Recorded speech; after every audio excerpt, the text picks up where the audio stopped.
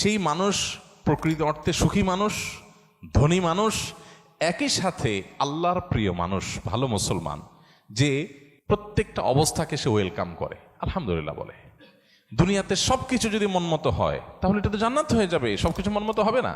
অনেকে দেখবেন অমুকে আমার সাথে এটা কিভাবে করলো, কিভাবে এটা বলতে পারলো, এই কথাটা সে কেমনে বলতে পারলো, আমি মেলাতে পারতেছি না। আমাকে কেন এটা আশ্চর্যের কি আছে, চামড়া ঠোঁট দিয়ে সবই বলা যায়, বলছে, বোঝেন, এটা তো আমি আশা করি না। তা আপনি যা আশা করবেন সব তার মন মতোই যদি হয় তাহলে তো জান্নাত হয়ে যাবে। আপনার আশার বিপরীত কিছু হবে দেখেই তো দুনিয়া। না না, সে কিভাবে এটা আমারে বলতে পারলো, আমার মাথায় ধরতেছে না, কেমনে এটা বলতে পারলো। আরে কেমনে বলতে পারলো, আমি তো বলতে পারবো আপনাকে, কোনো ব্যাপার না তো। সবকিছুকে ইজিলি নেওয়া, এটা হলো মানুষের দুঃখ দুর্দশা দূরের প্রধান মাধ্যম। মানুষ ভালো থাকার জন্য তার মেন্টালিটিটা সবচেয়ে গুরুত্বপূর্ণ। আর এই কথাটাই নবী সাল্লাল্লাহু আলাইহি সাল্লাম মাত্র 3 শব্দে বলেছেন, আল গিনা গিনান নফস। মানুষের মনের সচ্ছলতা, মনে থেকে যদি কেউ ধনী হয় সে হলো আসল ধনী, সে হলো আসল সচ্ছল। কেউ যদি নিজেকে অভাবী মনে না করে, আর যদি অভাবী মনে করে তাহলে কোটিপতি হওয়ার পরও সে ফকির। কারণ সে চিন্তা করবে আমার চেয়ে বড় কোটিপতি আরেকজন আছে, তাহলে আমার তো নাই। আমি সবসময় চিন্তা করবো আমার চাইতে খারাপ কত মানুষ আছে, আলহামদুলিল্লাহ অনেক ভালো আছে, আমার ভিতরে কোনো দুঃখ নেই।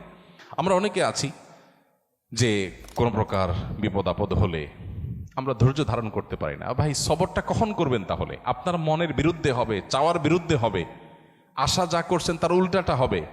আপনার সাথে পড়ালেখা করে অনেক ভালো আছে, আপনি সাথে থাকবেন না, এখানে তো সবর, এখানে তো সবরের প্রশ্ন আসবে। সবরটা কোথায় করবেন তাহলে, সবই যদি মনমতো হয়? তো এই জন্য এই বিষয়গুলোর জন্য আমাদের মানসিকতার পরিবর্তনটা হলো সবচেয়ে গুরুত্বপূর্ণ বিষয়। বহু মানুষ আছে যে দুনিয়াতে তাদের সব কিছু চাই বাস, আর অন্যের সাথে কম্পেয়ার করা এবং অন্যের কাছে আশা করা। সকল অশান্তির 2টা মূল আছে, আরেকজনের সাথে নিজেকে তুলনা করা, আরেকটা হলো আরেকজনের কাছে কি করা, আশা করা। মানুষের কাছে এত বেশি আশা করা উচিত না। স্বামী হোক, স্ত্রী হোক, ননদ হোক, দেবর হোক, শ্বশুর হোক, শ্বশুরবাড়ি হোক, এমনকি বন্ধু বান্ধব হোক, আপনার কোনো বন্ধু বান্ধব যদি আপনার সাথে বেঈমানি করে আপনার খুশি হওয়া উচিত, খুশি হওয়া উচিত। কেন খুশি হবেন? বেঈমানি করলে আবার খুশি হবেন কেন? খুশি হবেন এই জন্য যে আলহামদুলিল্লাহ একটা জায়গায় ছিলাম এতদিন, আল্লাহ আমাকে জায়গাটা চিনিয়ে দিস। যদি বেঈমানিটা এখন না করতো, আমারে আরো কিছুদিন ভাড়াইয়া তারপরে করতো, আমি আরো বেশি ক্ষতিগ্রস্ত হইতাম। আল্লাহ শুকর, আলহামদুলিল্লাহ আমি যে জায়গায় সময় ব্যয় করছি, এরকম জিগরি দোস্ত বানায় রাখছি, ও আসলে কালসাপ, এটা আল্লাহ তাআলা আমার জানাই দিছে। আলহামদুলিল্লাহ, আমি খুশি হয়ে যাব। নেগেটিভ জিনিসটাকেও পজিটিভ ভাবে আমরা দেখতে পারি। যত হতাশা আছে এই হতাশা দূর বেশিরভাগ ক্ষেত্রে হয়ে যাবে শুধু মেন্টালিটি পরিবর্তন করলে। আল্লাহ আমাদেরকে সেই তৌফিক দান করুন।